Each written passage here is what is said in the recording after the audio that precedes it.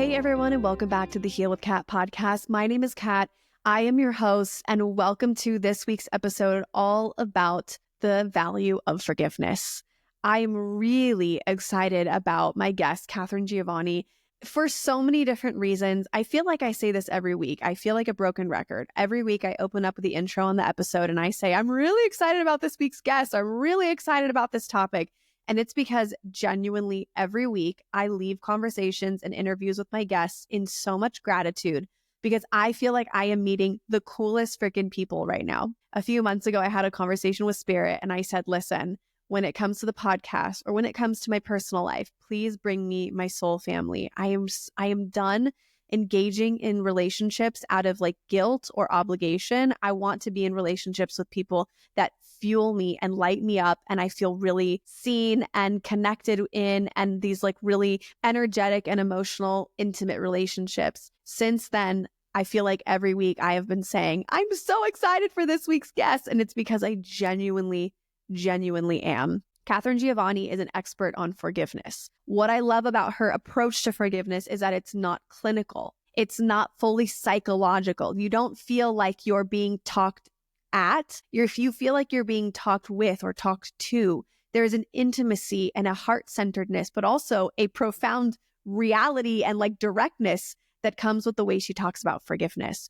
We talk about how forgiveness is an energetic experience. We talk about how forgiveness transforms us on a physical level. We talk about the stories that we battle when it comes to forgiveness. We just go all across the board, and we even touch on past lives and how past lives affect our current lives and how we can incorporate forgiveness into the relationships that we're in today, that we're here to experience, to evolve from the past lives. Because if you are a follower of my podcast, you know I love talking about past lives. I mean, it's like one of my other passions besides FCT. I've read every single book you can think of on past lives. A lot of times when I meet people, I can pick up on their past lives. It's not something I talk about all the time, but it's something that happens often. And, you know, we know that we're in these meat suits and these physical bodies as souls that have soulic DNA, that, you know, everyone that we come into contact with, or rather a lot of people that we come into contact with in our current lives, we have a potential past life connection with them.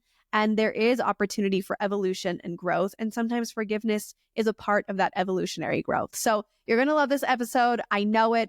Don't forget to rate, subscribe, and review the podcast. Comment and tell me how this episode resonated with you. You can also go comment on any of the reels that I post on TikTok of the clips of this episode, if that's a place where you want to have a conversation about what landed for you as well. And don't forget that when you rate, subscribe, review, screenshot the podcast and send me that screenshot on Instagram. I enter your name in to win a free intuitive reading with me. And all you got to do is send me that screenshot, rate, subscribe, and review. So much gratitude to you for being here, for listening, for being a part of the community as we continue to grow. Sending you all my love. And with that, enjoy this week's episode with my new friend, soul family, Katharine Giovanni. Katharine, welcome to the Heal with Kat podcast. I am like goosebumps throughout my whole body. The conversation we were having right before we recorded was like just such a, like I was just getting like lit up by it. And I'm like, we have to stop talking. We have to just press record. We have to get this on the episode. Welcome to the Heal with Kat podcast. Thank you for being here. Well, thanks so much for having me. I appreciate it. We are going to dive into a lot of different topics today in our conversation. And I love that you said earlier, just kind of go off the rails, because I feel that this is going to be a really intuitive conversation. And my initial really impact or interest of having you on the podcast was to talk about this conversation on forgiveness, because in my work with family constellation therapy, I work very deeply with Christ consciousness. Are you familiar with this concept? I am. Understanding, compassion, acceptance, love, and forgiveness. When Spirit gave me this concept, one, I didn't have a great relationship with Jesus. And I was like, I don't really know why you're asking me this. I was raised Catholic. I don't really vibe with Jesus. I work a lot with Mother Mary. Anyways, then I was like, how am I supposed to help people forgive their families when there's so much resistance around the word forgiveness? Like there's some effed up stuff that happens in family systems that I hear about every day with my clients. And then just seeing your system in your work, I'm like, this is somebody that will enlighten me and will enlighten the community in that really challenging experience of forgiveness sometimes. So before we get into all of that, I would love for you to share with the community who you are, how you got into this, and even some of that past life stuff we were talking about. To be a transformation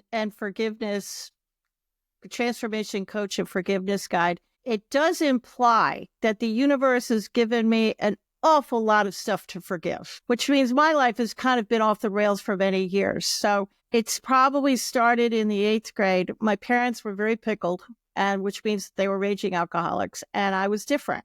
I'm intuitive. Like, I'm really intuitive. But back in the 60s and 70s, as I was telling you before, if you exhibited even an ounce of intuition, they'd slap a "you're crazy" sticker on your forehead, give you medicine, and put you in the Bellevue psych ward. And I wish I was kidding. I'm not. So I kept it to myself and I kept it quiet. And I was horribly bullied in school because I was different. So I didn't say anything because I didn't want them to stuff me in a locker.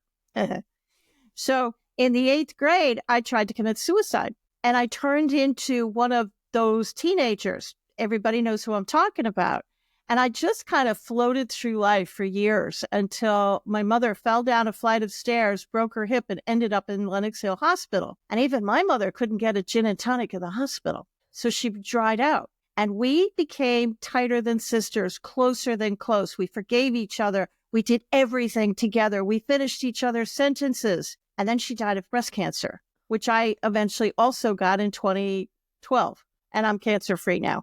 But everybody's life, if you look back in your life, everybody has what I call a flashpoint. And you don't know you're going through it at the time, but everybody has that one time, that one person, that one teacher, that one experience that absolutely changed your life. And you went from the left road to the right road, so to speak. And I knew that this was me, because if I had continued along that path, I intuitively knew I was going to die, because I knew it. I'm intuitive. I knew I was going to die.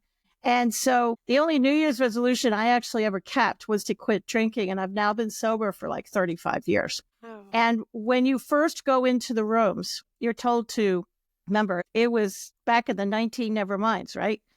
And you're told that you have to say you're sorry, you have to make amends, and, that kind of thing. If we'd had texting, I would have been all over it. I was shy, like really shy. We didn't even have computers. If we'd have texting, I would have happily done it every day, but we didn't. My choices were reach out to them on a telephone or reach out to them in person. And they were probably going to yell at me, and I was shy, didn't want to. So I didn't do it.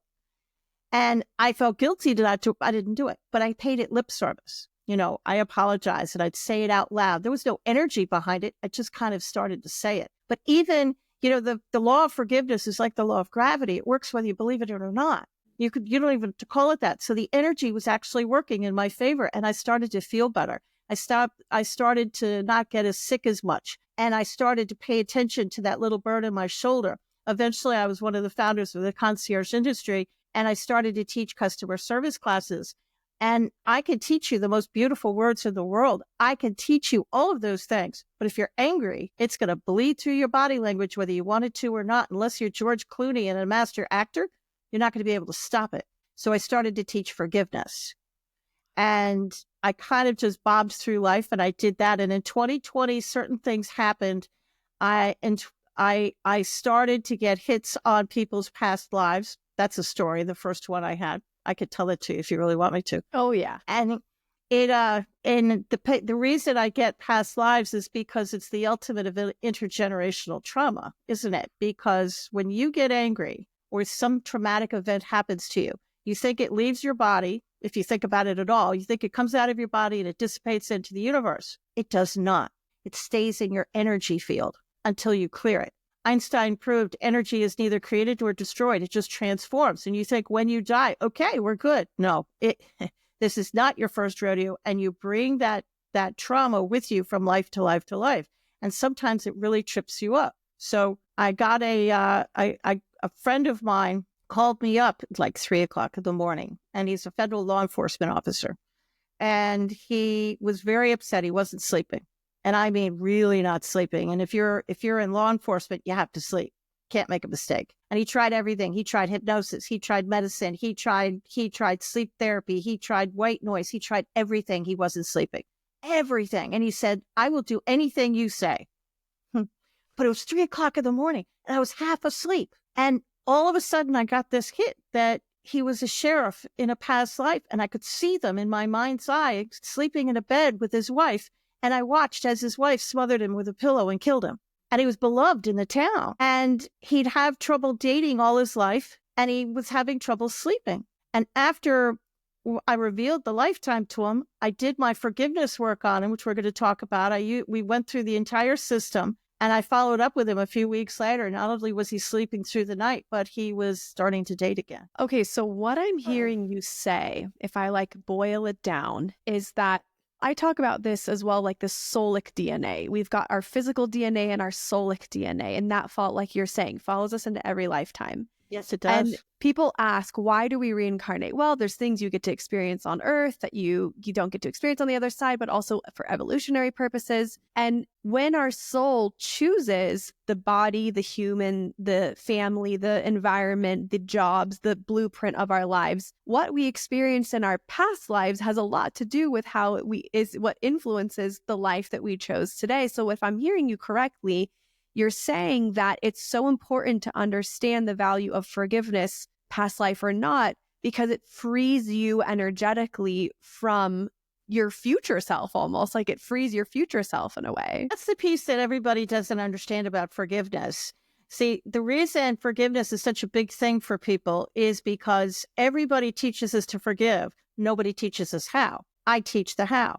And when you say the word forgiveness, 10 out of 10 people listening and watching to this broadcast on a 10 scale, with 10 being unforgivable, we'll talk about them in a minute, and 1 being the easiest person in the world to forgive, every single solitary one of you is thinking of your number 10 person, the one person or event that hurts you the most. That's where your knee-jerk reaction goes, and you don't want to forgive the unforgivable, and you don't want to forgive that person, and that's completely fair. You don't have to. Stay with me. And the reason you don't have to forgive the unforgivable is because there's a lot of people, places, and things, and I did say places and things, stay with me, that you can forgive before you even get to that dumpster fire.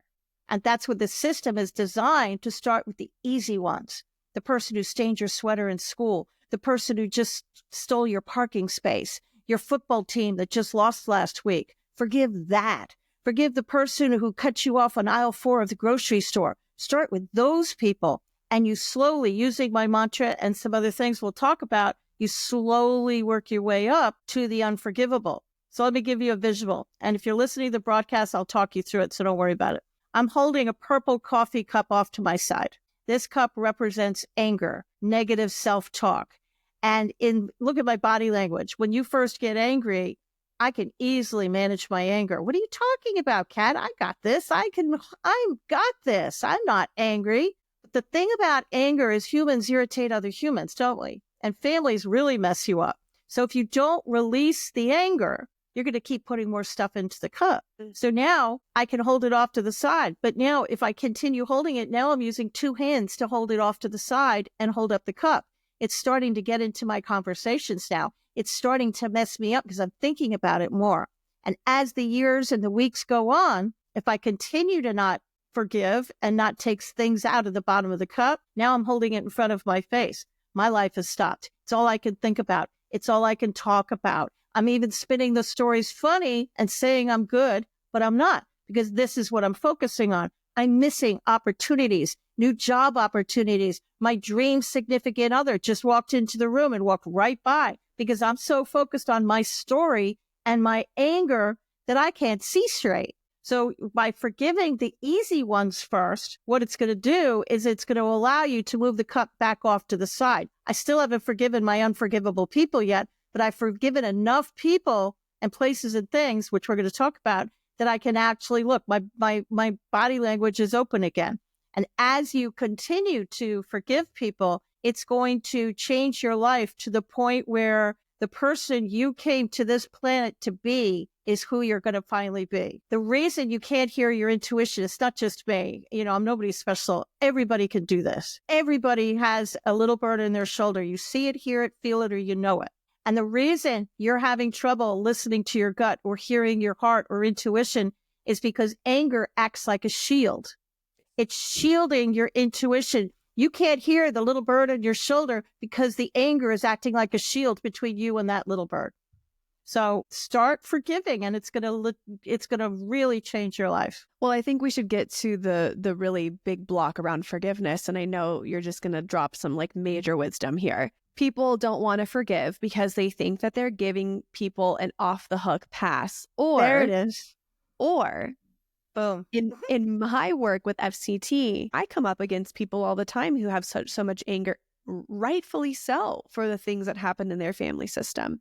And the challenge that I am constantly facing as a facilitator is, I can see the potential of the client getting to this place where they are free from the anger, let's just call it, or whatever else, and the forgiveness that's possible, but I don't want to invalidate their experience. And it's that balance between holding space and validating what's real for the client or for myself or for anybody, and also that glimmer of hope and showing somebody like there is another way. Drop the wisdom on that, because I can't tell you how many times I sit there going, man, I see an opportunity, but I will never ask someone to forgive someone they're not ready to forgive. Like, that's just not my place. Well, first of all, just because I forgive you doesn't mean I want a relationship with you.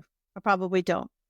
Forgiveness does not necessarily mean repair. Just because I forgive you doesn't mean I'm all of a sudden giving you a pass. It doesn't mean that you are right and I'm wrong and I'm coming over to your side all of a sudden. Forgiveness is selfish. You do it for you.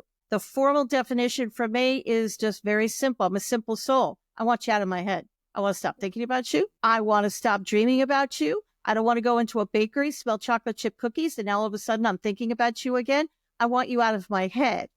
And I think this all stems from, the idea that if I forgive you, I'm weak. And now I'm giving in stems from our childhood, because we have a fight with the kid in the playground. And now all of a sudden the teacher comes up to you and says, well, you have to forgive each other. And in your head, you're thinking, well, they hit me in the eye. I didn't start this, but you have to forgive them anyways and go off and play. And I think we all connected some unseen dots that should have never been connected. So when you forgive, does that mean they're right? No.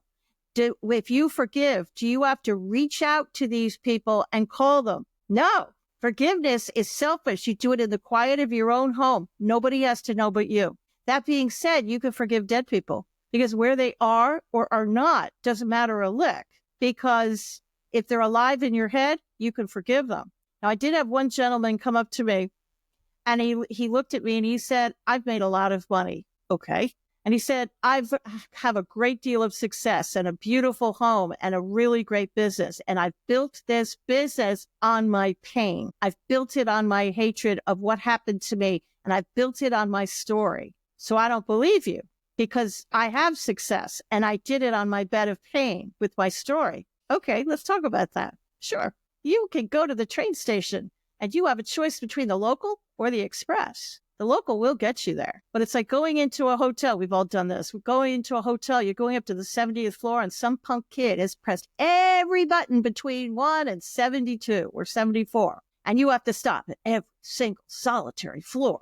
It's like the local train. You have to stop at every single solitary town. So by the time you get to your destination, you're a bloody version of yourself and you're upset and, stuff has happened. You can get there, but it's not going to be pretty. Wouldn't you rather take the express, which is built on love, forgiveness, and joy? It's much easier. I'd rather get in the express. Thank you very much. I've been on that local train. It's not fun. So my system is designed to start with the easy ones, start with the simple people and work your way up to the unforgivable. But here's what people don't understand. Here's the special sauce to the whole thing. Everybody forgets about the energy. Einstein not only proved that energy is neither created nor destroyed, but there's an energy field about everything, including this little silver microphone that I have on my desk. Everything has an energy field. So why are you being triggered? I get people all the time. They say, well, Katherine, I have done the work. I have forgiven them. Yeah, you did. But they're still coming up, aren't they? Yeah, you're still getting triggered. Why? Well, let's say, give you an example. Let's say you drive to work every day down the street, right? And you always go left at the light. Today you go right. And it takes you by your old high school. And you were bullied in that high school. And by the time you get to work, you're grumpy. You have no idea why. Well, a movie is playing in the back of your mind and you don't even know it's there. And it got triggered. And all of a sudden, in the back of your mind, your brain is remembering the pain of being bullied. So by the time you get to work, you're cutting everybody's heads off. You have no idea why. So how do you remove the trigger? Okay, well, the bullying thing, that's one of mine. So what I did is everything has an energy field around it. So I picked apart the memory. I wasn't ready in the beginning to forgive the bully. I didn't even want to forgive the energy around the bully. Thank you very much. So I picked apart the memory. I forgave the school building and the energy around the school building. I forgave the desk, the energy around the desk. I forgave the chair, the energy around the chair. I forgave the classroom. I forgave the kids that stood around and didn't help me and the energy around them. I forgave the playground. I forgave the city. I grew up in New York. I forgave New York City. I forgave the date on the calendar, 1974. I forgave 1974. And I still haven't forgiven the actual bully. And that's just enough to pick apart the memory that it's going to dial that number 10 person probably down to a 9. You're not going to get a 10 down to a 1 overnight. Ain't going to happen. This is shadow work, and shadow work often takes time. But you can dial it down to a 9 and then down to an 8. And I still haven't forgiven the bully yet. So you pick apart the memories and you forgive the places and the things and the dates. You can forgive your childhood bed, your childhood home. You can forgive the dining room table where your father lectured you for hours. Oh, that's one of mine. Yeah. So, you can forgive all of these things. They're all forgivable. Everything is forgivable. So what if you're saying, well, I have nobody to forgive? I love it when people say that to me. It's usually men. No disrespect intended. Don't email me. I want you to say the following before bed every night, 3 times a night for the next 5 days. I completely forgive myself for not being able to forgive and the energy around this thought. Say it every day for a week. And I guarantee you, your brain is a beautiful tool. And it's going to open up that back closet in your brain that you've had padlocked. And it's going to say, ooh, Kat's ready. She's ready for the next level. And it's going to open up that closet. And you are going to be flooded with memories that you didn't know was there. And you're probably not happy about. And as they come, you clear them. I have to be really honest with you. I'm getting like misty-eyed hearing you talk and talking to you. There's so many different thoughts going through my body and like my mind right now. I'm just going to like say it. And then I have like a follow-up thing on the forgiveness. One of the things that I've struggled the most with in my life is feeling so different from everyone. I'm going to get like super emotional. I don't know why. My brain works so differently from other people. And hearing you talk, I feel like there's someone else like me out there that thinks like me. And I just been that way all my life. Thank you. Because sometimes I feel really alone in the way that I work. My friends in FCT, they joke and say that my brain works like a computer, but I'm very heart-centered. And that's very confusing for me sometimes because there's so many things going on. And I love just the way that you've really integrated the things that you've channeled and downloaded and the wisdom that you've accumulated because it really makes sense to me. And just between you and me, regardless of the forgiveness conversation, is so vulnerable for me to share. But I feel so, I feel like I found somebody who understands how I work. And it can get really lonely sometimes. So thank you. You kind of feel like you're on the outside looking in most of your life, and they're all having this wonderful party that you're not a part of. And you can't figure out how to get from here to there. And I never could understand. And again, don't email me. It was just a personal thing, but I couldn't understand why people hated each other. I just couldn't get it. I couldn't understand as a child why people would kill each other. From every fiber, I legitimately couldn't get it because I thought everybody in our street gets along and we're all different. Why can't everybody be like that? And I'm about to be 64, so I get it now. But back as a kid, I didn't get it at all. But you feel different. There's one thing I know for sure about all the journeys I've been on in the last 60 years. I've learned that I am a generational, what my friend Kat likes to call a generational curse breaker, which is actually a very nice way to put it. And you're here, you're kind of like a lighthouse, and you're here to guide people and guide ships in from the dark. That's what you're here to do. And you're a flashlight. And being a flashlight is good for them, sucks for us. Because when do you turn a flashlight on? When you're in the dark and you're leading people out.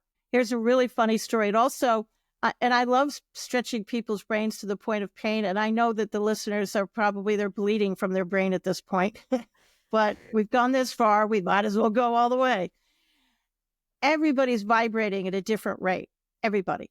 And that's really why bullies bully and couples fall apart, is because you both start to vibrate at a different way. Look at it this way. It's like we're all in an apartment building. And at some point, we're all standing in the same room. But then you decide to go to another room, and the door between the rooms might be open. And sometimes they're not. So you're literally standing in a different space. And it's neither good nor bad. It's neither up nor down. It just is. So some friends of mine and I went out to lunch a bunch of years ago.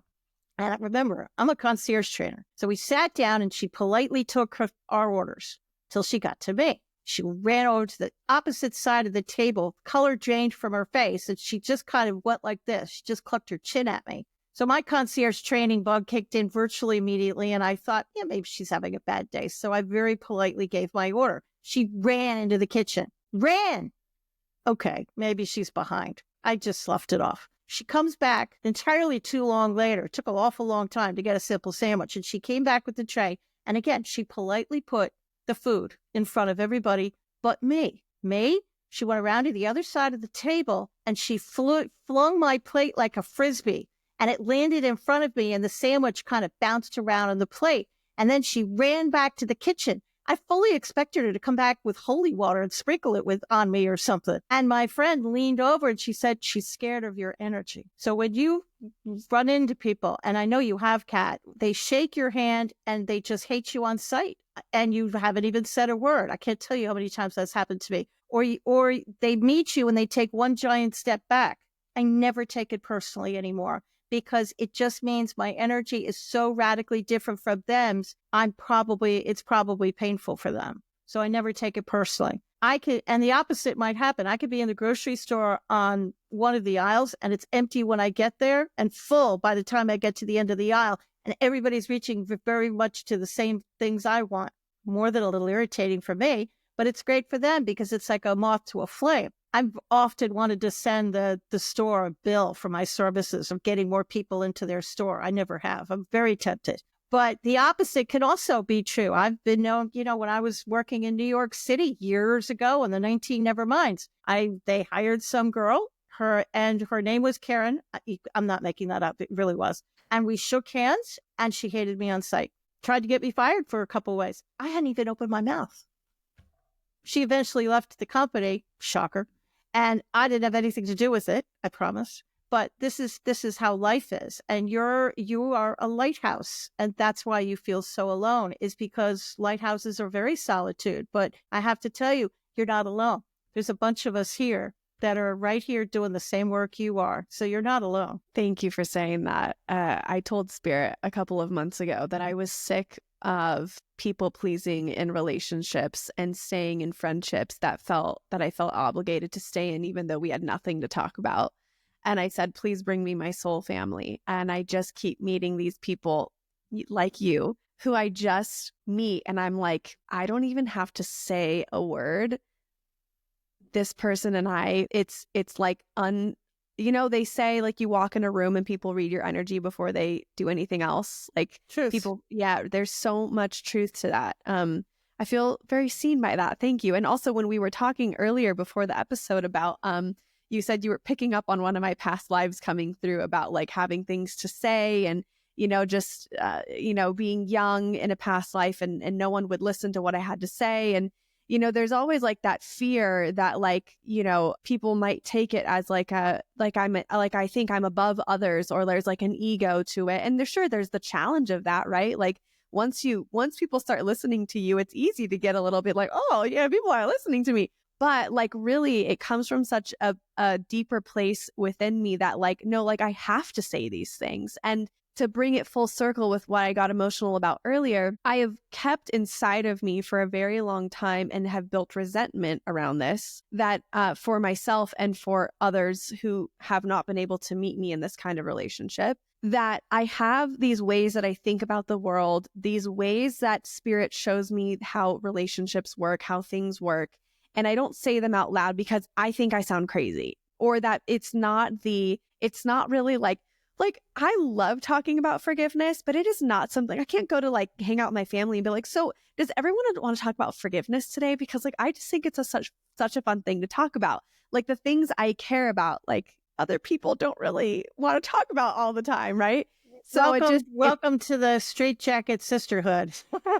It's just relieving to be able to hear someone speak on these things. Anyway, sorry guys. I know I'm like going down a whole rabbit hole and we need to get back to forgiveness, but like it was like a very cleansing moment for my soul. I meet people where they are in situations like that. I learned years ago that as much as I want to change my family, and I could say this because most of my family is dead at this point, but as much as I wanted to change all of those people, I couldn't. And the best thing I could do was to meet them where they were and love them as best as I could. The way I forgave my parents, actually, I picked apart the memories and I relived all of these things. And there was a passage in the Bible that got me the last little bit. I mean, I got my parents down from a 10 to a 9 to an 8. And we're going to go over the method step by step for the listeners. But to get them that last little bit, when Jesus was on the cross, I'm not religious, but there's one passage, I have read the Bible, and it says, forgive them, Father, they know not what they do. So my parents did the best they could with the tools they had at the time. Was it good enough? Absolutely not. But they hadn't learned a lot of things. It's like being a child in the 5th grade, and I can't get mad at you because you don't know trigonometry. Okay, I don't know trigonometry either, so we're both kind of like that. But you can't get mad at that because they haven't been taught it yet. My parents didn't know a lot of things. So that's what got me. Now, this is the first book of 3. The next book is about how to forgive yourself. Hello, such a big topic. I'm devoting a whole book to it. But at the same time, that's kind of how I forgave myself. When I was in the 8th grade, I did try and commit suicide. A friend talked me out of it. And she's now a vascular surgeon today. And I was just the first life she saved. But I can forgive that kid because she did the best that she could. She had to survive a very dark place, a very dark childhood. And I can forgive that. I can forgive that kid for doing the best she can with the tools that she had at the time. And so that's kind of how the path is. So that's part of the system, which we can talk about. I'd love to talk about it. And I think that really giving people permission to forgive and not have a relationship, it's very empowering. You don't have to have the kind of relationship that you think you should have with someone when you forgive them. It just doesn't work like that. So yes, please share with us the system and dive into it for us. Hey everyone, it's Kat from the podcast with a little break in today's episode to share with you a really exciting offering I have called the Age Mapping 3-Day Mini Course. In just 3 days, we'll uncover the stories hidden in your family's past. By mapping the ages of key moments of trauma within your lineage, you'll begin to see how those moments could still be influencing your life today at those same ages. On day 1, you'll experience my powerful ancestral subconscious meditation. On day 2, we'll dive into the age mapping exercise. And lastly, on day 3, you'll geek out with me on the topic of epigenetics, which can explain the way that trauma is passed down generation after generation. The entire workshop is only $35. Are you ready to dive into your ancestral stories and heal for good? Go to katdow.com/agemap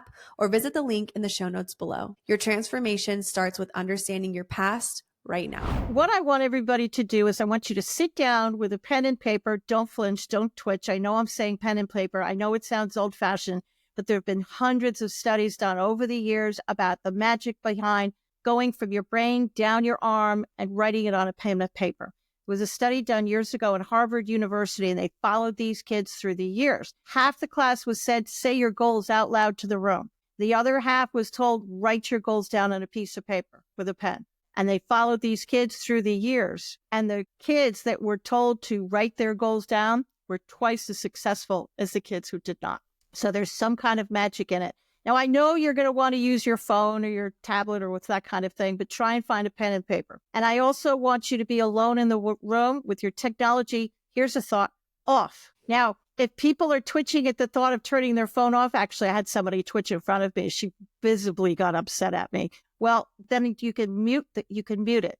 I don't want it to vibrate because if it dances on your desk, you're going to look at it and say, oh, who's that? So I'm only asking you to do it for a few minutes. Be alone. The dog can be in there with you, but nobody else. I really want you alone. And then I want you to take out a pen and paper, and I want you to write down everybody you think you need to forgive. And I know those number 10s, those unforgivables are going to be at the top of the page. That's fine. Write down as many as you like. Get it out of your system. And then I want you to rate these people from 1 to 10. Now, you could have 20 number 5s. I really don't care. You could skip a number. I also don't care. But what I do care about is you start with the easy ones. Now, take your number 1 or a number 2 level person. Now, I want you to imagine that in your mind's eye that they're standing in front of you. If it's a kid from grammar school, I want you to imagine that that kid is standing in front of you, not the adult that you might still know. The kid from that memory is standing in front of you. And if you can't imagine them in your mind's eye, then talk to a chair. Actually, not kidding. Just put a chair in front of you. Not everybody can. Can you imagine your childhood bedroom in your mind right now? Yeah. Can you see the walls? Yeah. That's clairvoyance. Now, that doesn't necessarily mean it's a Stephen King thing and you're going to see a ghost walk into the room. Well, you might, but I highly doubt it. What it really means is that when you use your intuition, you use your eyes, you use sight, you see it in nature, you see it in the written word. You see it in people around you. That's how the intuition talks to you, because you ask a question and then you see the answer. Some people hear the answer. Some people feel the answer. So whatever, I want you to just put your hands on your heart and I want you to talk to this person. Get it out. You're alone in a room. Cry, scream. I don't care what you do. Whatever you think you need to do it. If they're dead, okay, say everything you've always wanted to say. And then I want you to put your hand in your heart because I want the words to come from your heart. But it's really just a reminder because the words are just for us stupid humans. It's really the energy behind the words that's going to have where the magic happens. And I want you to say the following affirmation. I told you I'm a very simple soul. I completely forgive Kat. I forgive the energy around Kat. I completely forgive myself. I forgive the energy around myself. I completely forgive the energy around the entire thing. And so it is. Amen. Go with God. End it any way you like. And there's worksheets and all that kind of stuff in the book. And then imagine that they leave the room. When I first did this, I imagined they walked out toward the window and I thought, I can't imagine that. They just fell to their death. No, I had to imagine them walking out the door. But this is a powerful thing. And then I want you to check in with your body. Are you still angry? Or is that number 1 person a 0? If it's a 0, great. Cross them off the list, move to the next one. Is that number 1, was it a number 5 and it's now a 4? Okay, write down 4 next to their name. Wait 24 hours, do it again. And this happened to a friend of mine. Is this number 3 person, it bumped up to a 9? Ooh, why did it do that? Okay, well, your brain, that beautiful tool, protects you. And what it did, it's like, ooh, Kat's ready. She forgave that first layer of the onion. There's many layers to the forgiveness. It's just like an onion. You forgave the first layer. You probably didn't even feel anything, but your brain did. And now it's opened up that back closet and it's going to flood you with memories. And now you realize you're remembering things. You're like, wait a minute, I'm angry. So you write a number 9 down next to it and you keep going. Wait 24 hours, keep going. Now, I want you to do this method before bed because your body heals itself when you're sleeping. And I'll talk about the science of why people say anger is toxic. But I want you to do it before bed. Most people get really, really tired when they're doing this method. Some people feel their shoulders get lighter. Some people feel energy from their solar plexus. And for those that don't know, it's above your belly button. It's kind of in the middle of your chest. And some people feel energy, but most people feel something, right? And if you feel nothing, okay, it doesn't mean it didn't work. It's like the law of gravity. It's going to work whether you think it does or not. You just got rid of the first layer. So just keep going. So, there was a study done in Japan called the Japanese water study. And it was a guy named I can't pronounce his name. It's Hasumoto, something like that. But if you Google Japanese water study, it'll come right up. And what the guy did, in the interest of time, I'll say it fast, he took several containers of water. One container of water, all he did was talk to it. That's all he did. Beautiful, loving, beautiful words. I love you type of kind of words. The other container of water, hate, absolute hate. The worst things you could absolutely say to anything. Then he froze the water and he put it under a microscope. The water he spoke love to had these beautiful formations, gorgeous formations. Pictures are right online. the water he spoke hate to, malformations, black and brown, nasty looking things. Why am I saying this to you? The human body is 95% water. So when you have bad self-talk, when you're filled with anger and bitterness and hate, what do you think you're doing to the water cells within your body? So the reason I want you to do this right before you go to sleep is because your body heals itself at night. And those water cells, I only want you to do 10 at a time, because those water cells need, your body needs a chance to transmute all the anger. When I first did this, because I do my own exercises, used myself as a guinea pig, I must have written down 50 names. Not kidding. And I thought, this is going to be great. I'm a little bit of an overachiever, shocker. And I thought, this is going to be great. I'm going to be like a phoenix rising from the ashes. I'm going to wake up tomorrow morning and everything's going to be perfect. My life is going to be great. Okay. Didn't actually work out the way I thought it would. I did forgive many people on the list, but I spent the next 3 days in bed with what everybody thought was the stomach flu. It was not. I just forgave too many people and my body needed a few days to catch up. So if you are in the bathroom after doing this method, you didn't eat a piece of bad fish. It's just your body transmuting generations of anger, to be honest. And more than likely, you'll just get really, really quiet. Now, I love stretching people's brain. This might cause lots of pain for people, but I did forgive a level 1 person. I started with somebody I went to school with. I haven't talked to this person in decades. Not kidding. So I did what I just told you to do. I imagined she was standing in front of me. I said my little mantra. I checked in. It was a level 1 person. Immediately went to 0 because it was really simple, because it happened so long ago. I couldn't remember what we were angry about. And then I went about my day. And 2 hours later, she called me up on the phone. Talked me out of my mind, and my concierge training kicked in again, and I masked it and I hit it, and we said all the right things. We did all the right words, that kind of thing. But I'm a curious little bear and I couldn't stand it.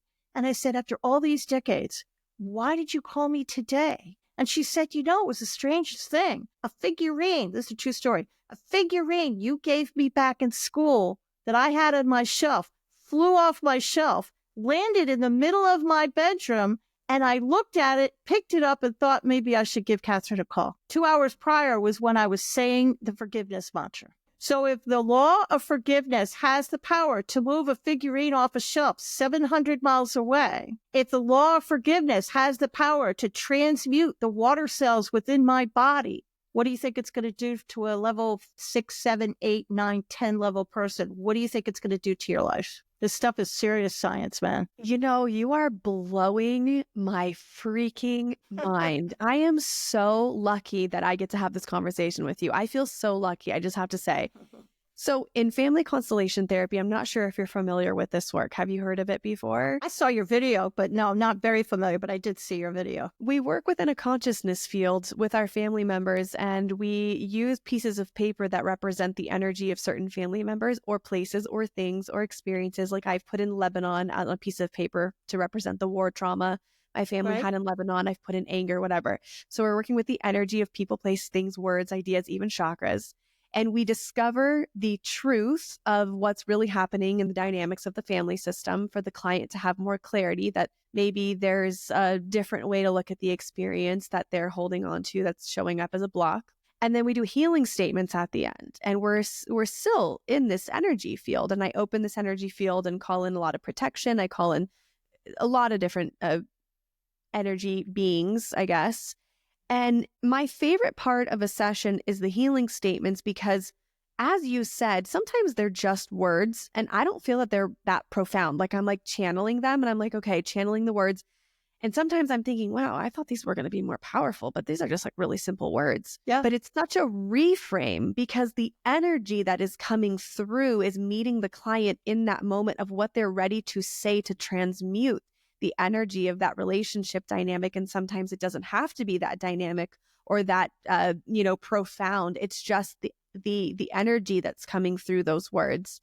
And 9 times out of 10, I'll be conservative and go 8, but I really want to say, I really believe that it's 9. People will say after the healing statements, I don't know what we just did, but I feel so much lighter. Like I didn't realize I needed to say those things. And I know it's the energy. It's a relief of the energy. Yeah. And many times I will say, don't be surprised if your family member happens to reach out to you randomly or bring something up randomly over the next couple of weeks. And I always say, drink water after your session. You need to move that energy. People don't take it seriously, but I'm dead ass serious. You need to move that energy. I mean, family constellation therapy is powerful stuff. And so, I have a personal story about this. I was working on my money story, and I was working on my family's business and me wanting to leave the family business to do what I do now. And my mentor that I was working with, she said, I think there's something happening in your family's money story around like all of the trauma that you have, where there's something that's not the truth. When I look at the money energy, I see a lot of femininity. I don't see a lot of masculinity. But when you tell me the story, there's a lot of masculinity with the money energy. And I'm like, I don't know. This is a story I was told my whole life. 2 days later, my dad picks up the phone, calls me and says, I feel like I should tell you this. I don't really know why, but actually, we always say that your grandpa passed on the money that started the family business, but it was actually your grandmother. Yeah. And I was like, this is the only story that I have known about this money story. I've been saying this to everybody. I mean, I worked in the family business and I said this story over and over. Why would they say again. Your grandpa? Because we're a patriarchy and they thought it was a good narrative? I come from a very Middle Eastern traditional background where women's money is also the man's money and it's the family money, and the intention behind it was wonderful. But the story that was being elaborated was very masculine focused. And I am a female working with my grandmother's ancestral energy. She continuously says, I need you to move forward so I can move forward. She's trying to help me. And it was something about unlocking that a powerful statement of the money is feminine. It was the truth. It was the truth. Set her free. So what I'm getting at all of this is that if you really, really feel that transformation is something that you want to experience, it sounds like what you're alluding to is that getting to the truth is a key to unlocking many things, but you have to look at your truth with it. And also just the power of the energy of what it means to just say these words out loud and give them space to breathe. Well, they also bandy around things that say forgive and forget. And I'm originally from New York City. I'm not forgetting anything. But what I can promise you is neutrality. The emotional charge will be removed. So you can go on Facebook, you could go to a party or a family thing and see these people and you won't care. And I mean, you won't care. I was on Facebook a number of years ago and I saw my old business partner's name and her face. Usually that would send me to the ceiling and you have to scrape me off because I was mad. I didn't care. Even wished her a happy birthday. And I kind of scratched my head and I thought, wait a minute, I don't care. And then I sat there and I thought about my life. And I really do come from kind of a wonky background. But I can look back in my life and I can regurgitate, using the word purposely, I can regurgitate the bad things that happened back then. But I don't see them anymore. It's not that they're gone, but now I remember the love. I see the love that was there. I see the adults that were trying to help that kid. So have I changed my past? Yeah. Because it's gone. I don't remember the bad and the hate as much anymore. I remember the laughter. I remember the love. That's what I see now. And that's what this system offers. It offers freedom. So I'm asking you to go back into a world you don't want to go back to. And I get that. But once you go back 1 time, 2 times, you're going to clear it forever. So you don't have to think about it and it won't be holding you back anymore. And you're going to literally set yourself and all the relatives that were back there, you're going to set them free, just like you set your grandmother free. What are your thoughts on validation when it comes to forgiveness? And what I mean by that is that I think myself and I know I can think of some clients now off the top of my head that listen to the podcast that experience such deep emotional abuse, manipulation, gaslighting, narcissism, that we have been bred to question our reality. And that sometimes with forgiveness, we want to feel validated that what we went through was real. There's like that, I don't know, this is just coming up just off the cuff, but like, do you experience that often with the work in forgiveness? Is people looking for validation and kind of gaslighting themselves with the situation too? It's kind of like this push and pull. It happened to me. Every time I say something like this, it makes me sound like such a screw up because I've been God's guinea pig for so many years, and I'm silly because I write about it. I've written a bunch of books. but my father was kind of a narcissistic, and you kind of, and he's passed now, but you kind of want validation. You want to look at your family and say, I'm not crazy. This really did happen. And I am right. They were wrong.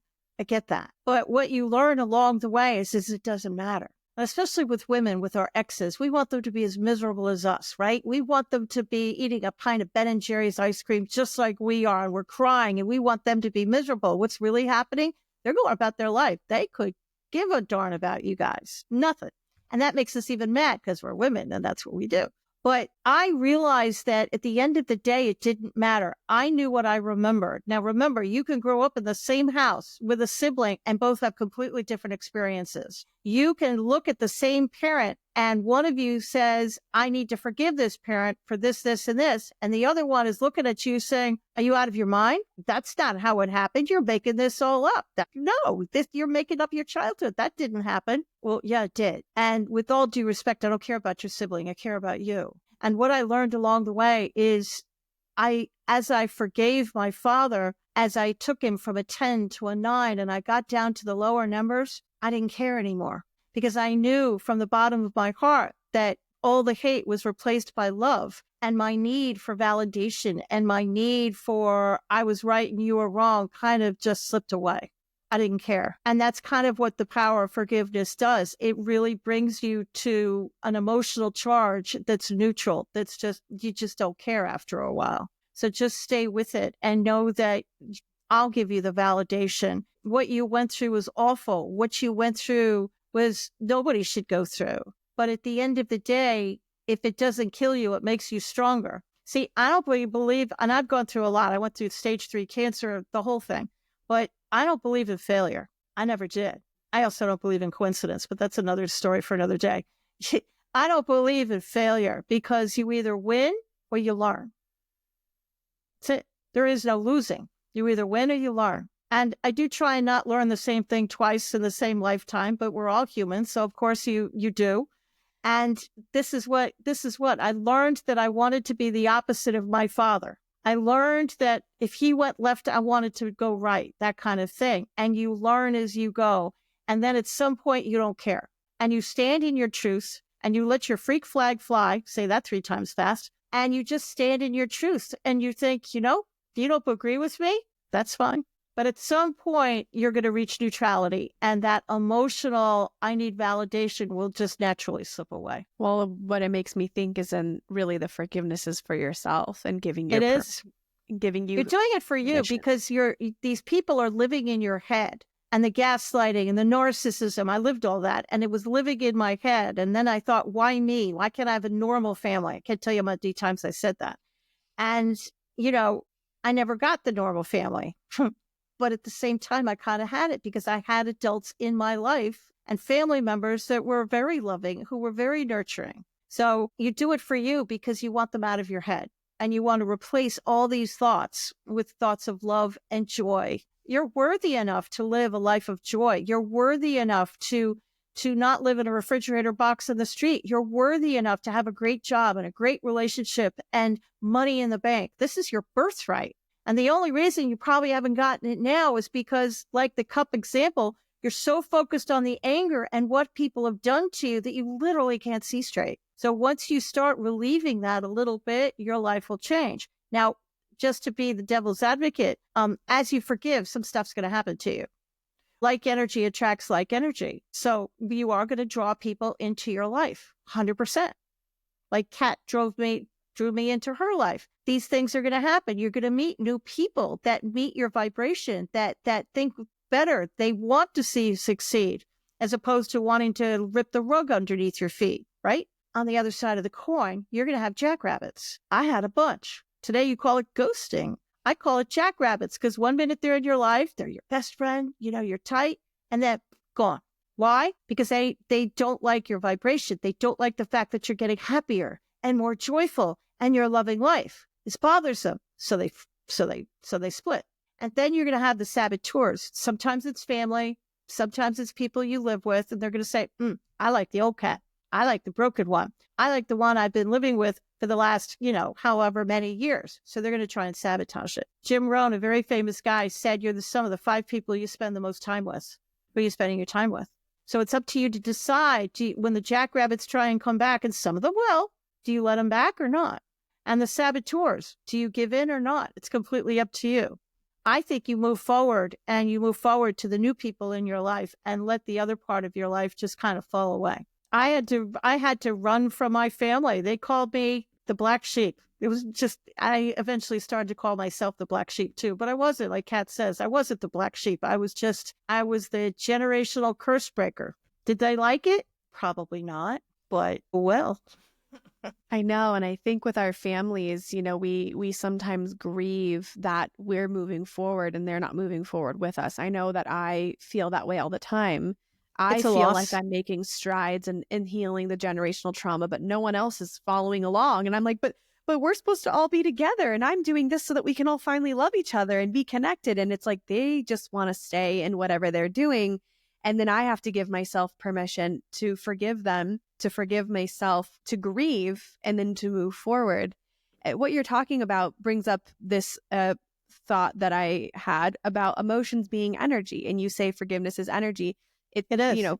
And forgiveness, it sounds like you're saying you can't intellectualize it. It's an experience. It has to be lived and carried out and embodied for you to understand what that energy is. And just like everything, it builds momentum once you get better and better at it. So I love the concept that you're saying you start with a 1, you work your way up to the 10s because you need to practice it. One of my last questions to you, and I'm just so grateful for this conversation. How do you work with past lives and forgiveness in the past life? And I ask this a little selfishly because I had a past life regression a few months ago. I found out that my mother in a past life is somebody in my current life today that I was very close with. And once I discovered who they were in my current life, I was like, I don't want to be close to this person anymore. Like it really drove a wedge in between the relationship. And every time that this person reaches out, I'm very distant and hesitant to have a relationship with them. And so I wonder, do I use the same system for the past life as I would for someone in my current life? What are your thoughts on that? There's a book out there called The Little Soul in the Sun, and it's a children's book. It's written by Neil Donald Walsh. Everybody should read this book. Yes, it's written like a children's book, but it is absolutely not a children's book. And what that book will teach you is souls will come down for various reasons. And we use my father as an example. My father came down purposely to help me, to be the complete opposite, to be a thorn in my side, to be the alcoholic, to force me to take another road.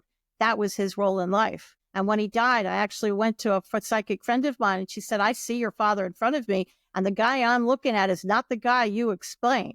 But that's kind of the role it is. Sometimes in life, you'll come down to be the saint. And then in the next life, you'll come down to be the sinner because you want to know what the opposite feels like. So that person in your life might be doing this for a reason to force you to go in a different direction. So when I do past life for work for people, the angels show me the life that is tripping the person up the most. That's the life that usually comes through. And then I'll talk about it, and then we'll do the forgiveness system. And I will have you forgive the people and the players that we just talked about in that lifetime. In other words, using the lifetime, that other one I was talking about, I had this young man. I want you to forgive the sheriff. I completely forgive the sheriff, the energy around the sheriff. I completely forgive the wife and the energy around the wife. I completely forgive the pillow she used to kill the sheriff. The energy around the show will pull that lifetime apart, and then we'll forgive the entire lifetime, because it's like an invisible white cord that's attaching you to the past. And that will it'll get your lifesaver out and smash the cord. So the forgiveness work is key when it comes to past life, because you don't want that energy to keep following you. Mm-hmm. So my answer is I would forgive that person. It sounds like it's a number 10 person. Be kind to yourself. You're not going to get a 10 down to a 1 overnight. It's going to take a minute, but I would pick apart the memories you have with this person, and I would slowly dial it back. Are you ever going to be tight, buddy with this person? Doesn't sound like it. Maybe. I've seen many people, turn around and now they're friends with their number 10s. It's up to you. It depends what happens when you get down to the middle numbers. But just because you forgive them doesn't mean you necessarily want a relationship with them. You're freeing yourself, not them. I think the hard part with past lives is that many people in my immediate personal life, they don't buy into this or understand it. So I Meet start them where taking they are.